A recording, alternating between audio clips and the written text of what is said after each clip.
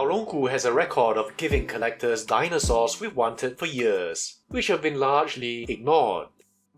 When it comes to hadrosaurs, many of you have consistently mentioned Saurolophus. And guess what? Haolonggood again delivers. Now, hadrosaurs might seem like hapless animals that can easily be relegated to the realm of NPCs, banter fodder, and other no-hopers, except for the saving grace of crests like helmets, spikes, and hatchet jobs giving us the odd lambeosaurine. When it comes to the plainer saurolophines, we often get just the chirping of crickets. So it's delightful that we not just get one today, but the namesake of the group itself. The name Saurolophus means lizard crest, lophos being the Greek for crest, and this is a dinosaur with very good remains. For measurements, there are two widely recognized species. We have the Canadian Saurolophus osborni, which is estimated to be around 8.5 meters or 27.9 feet. We also have the Mongolian Saurolophus angustirostris, estimated to be up to 13 meters or 42.7 feet long. This model measures 23 centimeters or 9.1 inches. 1 to 35 represents an animal exactly 8.5 meters, or the smaller Canadian osborni species. For a 13-meter Mongolian angustirostris, this would be 1 to 56 scale. Now this model weighs 137 grams, or 0.3 pounds or 4.8 ounces. As usual, it comes in two color variants. The blue with this blue-grey body and multicolored head crest is familiar from other Haolonggood offerings, and has a nice brooding feel. But while I often prefer the darker variant, it's the brown that actually attracts me more this time. The paint application is done so naturally and almost gently compared to many other models. The pose is an active walking one. Some early release images show the rather odd toe-off position in the left hind foot, but in general, I think it looks fine to me. Now let's get to the model, starting with the blue. Starting at the head, this just makes me happy to see. After years of hoping for a Saurolophus, to see this guy with a little crest here is a gift indeed. To see an iteration of this dinosaur done with today's standards, look at the detail in the facial area. The mandible, the beak. Notice how nicely the colors are applied. Haolonggood really seems to have done some research here. Even the nasal shape is the same. And here of course is that characteristic crest. And you see that multicolor accent making this an effective display.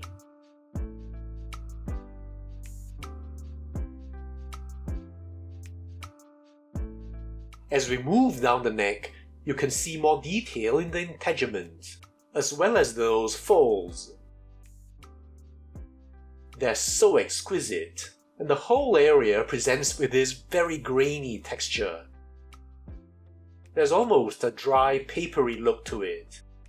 While the colors and patterns often appear derivative in Haolonggood dinosaurs, the improvement in paint application, as you see in the very gentle blends and transitions in the colors here, signal exceptional quality of execution.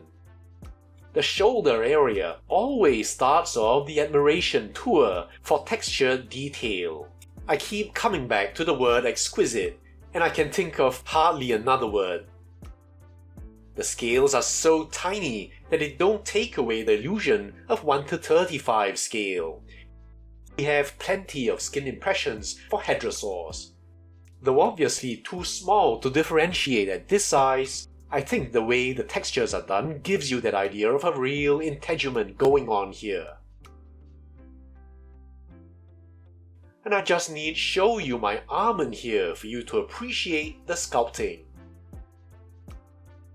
Just look at these very delicate skin folds here, following the contours of the body, as we go into the thigh, a far cry from their earlier efforts.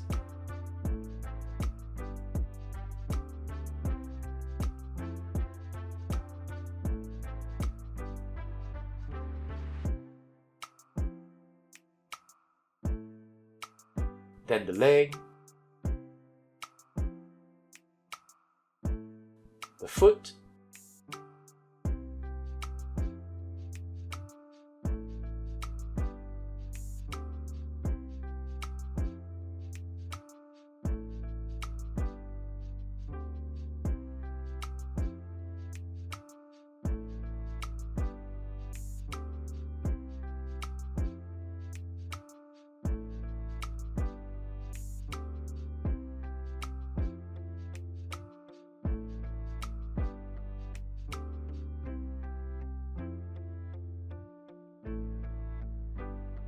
and now the torso itself.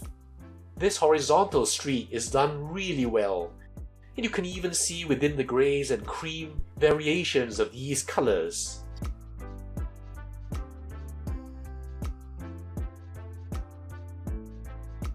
You see mottles that look natural. And here across the back, you have these understated stripes. Then you see the very minute midline feature scales, which we'll touch on in the science part of the video. But really very, once again, exquisite. And now down the tail. Again, you see even in the markings here, there's a complexity of colours within colours here. And the bands aren't just simple affairs. Really like the minute midline scutes that get smaller and smaller and smaller.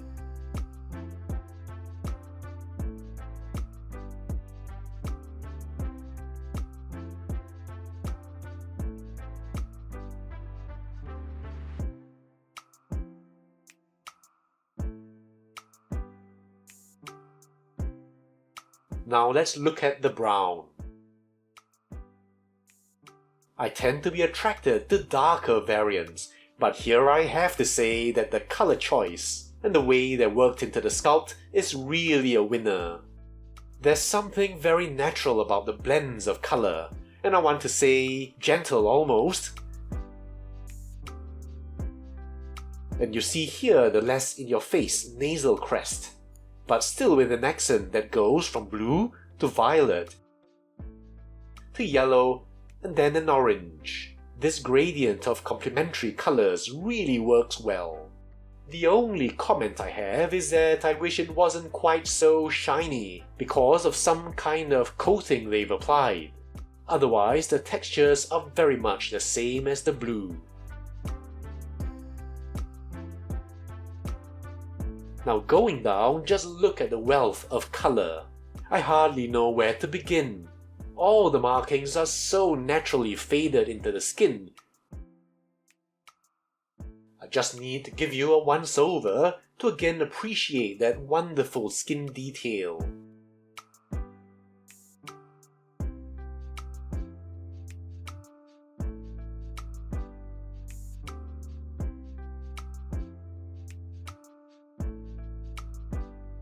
And just look at the complexity of the markings here.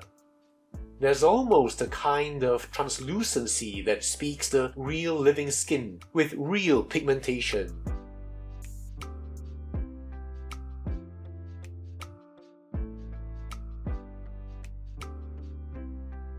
You see this in the thighs.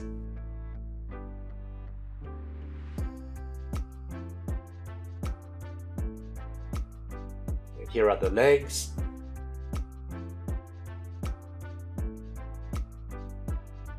Feet,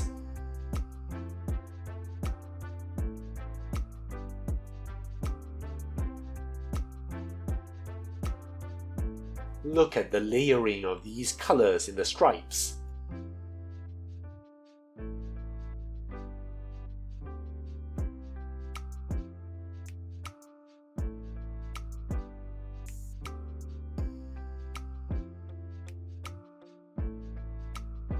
Then down the tail.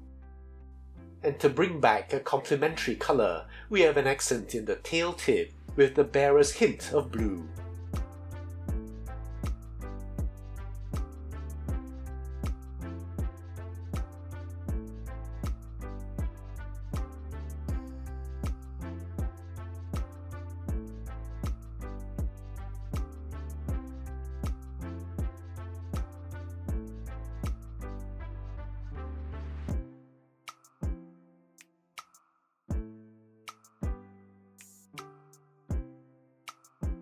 What a nice looking model!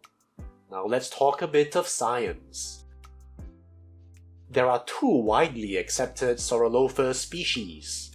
Now based on just size, we could postulate that this is in fact the smaller Canadian Osborni species, and not the larger Mongolian Angustirostris. There are other points we can consider. Bell 2011 was a significant paper detailing the cranial differences, many of which will interest only the most ardent of anatomy fans. However, relevant to us is what we can see externally. Now looking at the skull, Saurolophus angustirostris has an upturned premaxilla, almost duck-like.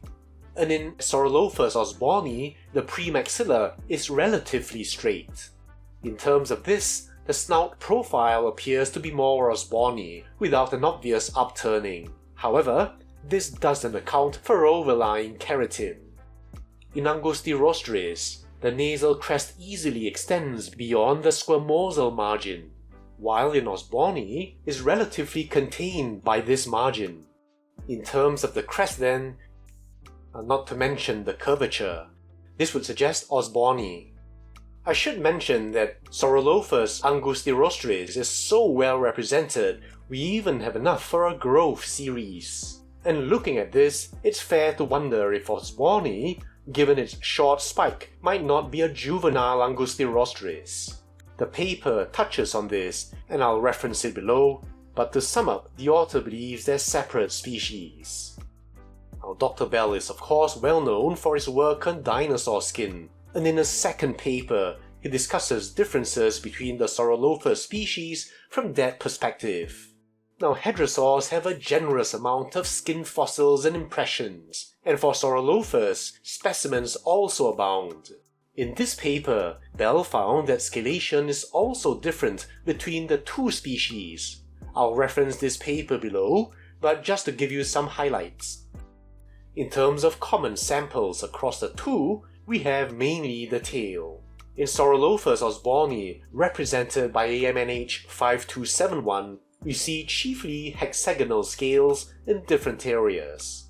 In Saurolophus angustirostris, in the proximal tail, we see alternating bands of basement scales, which you see marked into Zone A bands, about 60mm wide, consisting of polygonal scales, and Zone B bands, which are narrower at 20 to 30mm wide, of irregular, corrugated basement scales. So there's an alternating pattern of scale morphology. However, while it's been a fashion to interpret these with alternating bands or stripes of colour, they are small.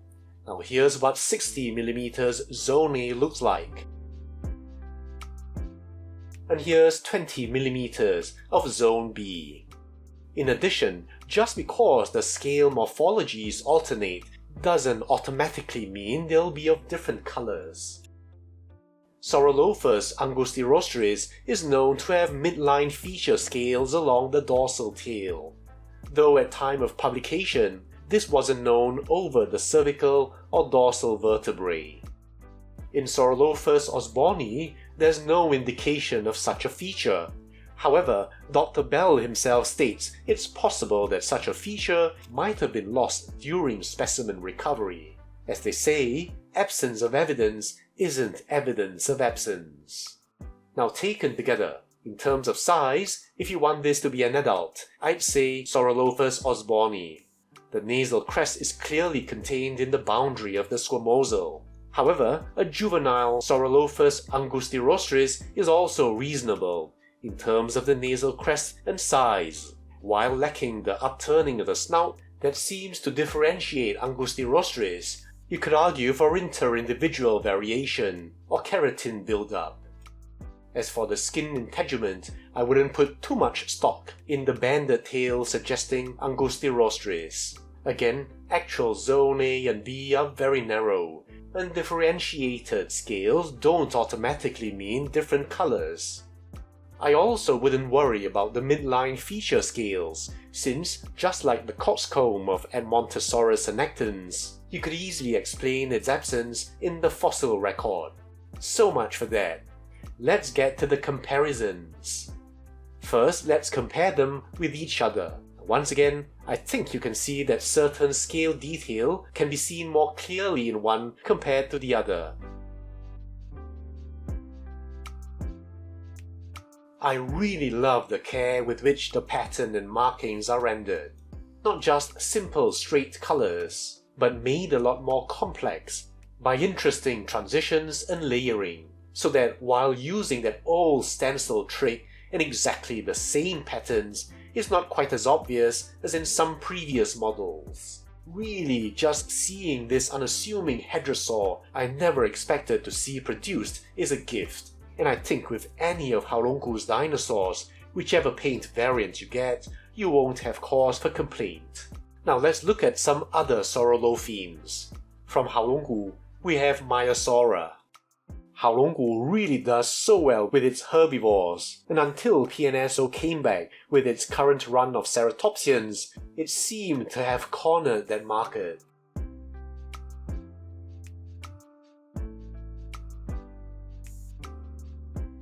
Then the Haolonggood Edmontosaurus.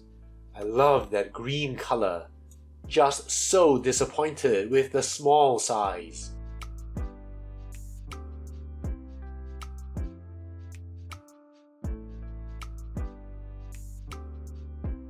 I really didn't like the yellow here, thinking it looked rather haphazard, patchy, and even random. And you see how much nicer today's Saurolophus looks.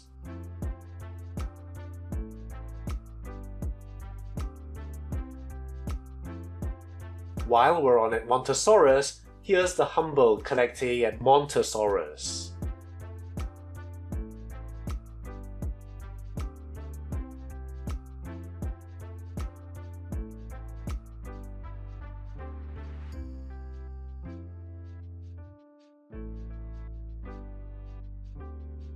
We must of course look at PNSO's own offering here. What a wonderful example of PNSO at its best, and together with the generous size, what a worthy model of this magnificent hadrosaur. Now still one of my favourites, the old Safari Ltd.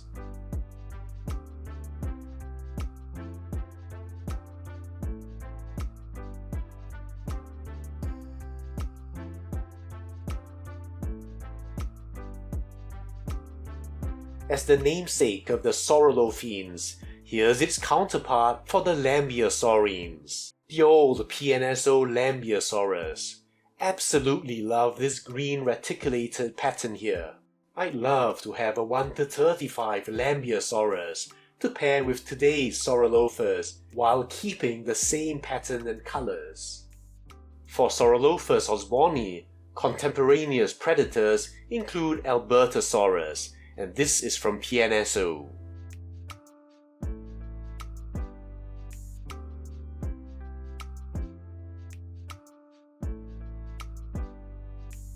Here we have the PNSO Tarbosaurus, which may have feasted on Saurolophus angustirostris, and this model would be a very small representative. For those of you who want to use the Haolonggood T-Rex as Tarbosaurus, here's how they look together. Finally, we have the PNSO Wilson T-Rex and the PNSO Cameron T-Rex. So that's it for the Haolonggood Saurolophus. What a wonderful offering, checking a major box for me in terms of a must-have hadrosaur.